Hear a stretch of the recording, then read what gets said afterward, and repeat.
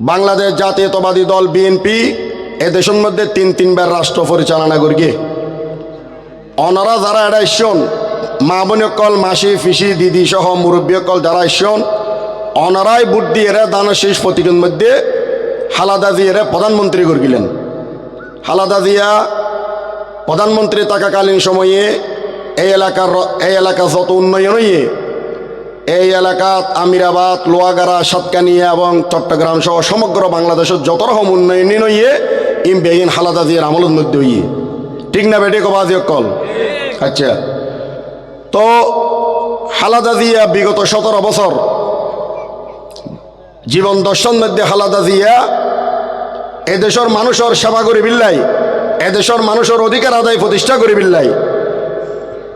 জনগণের ভোটের অধিকার ফিরিয়ে আনিবিল্লা বলি, গণতন্ত্র ফিরিয়ে আনিবিল্লা বলি রে 17 বছর বাজি নির্লসভাবে সংগ্রাম করিয়ে গিয়ে না যায়।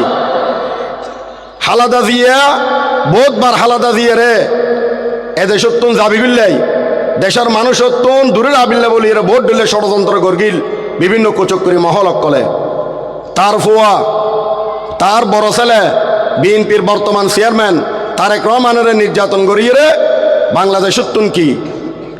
নির্বাচনের মধ্যে ফাড়া দিন মঈনুদ্দিন ফখরুদ্দিন ষড়যন্ত্রকারী সরকার। তখন খালেদা জিয়ার হল দে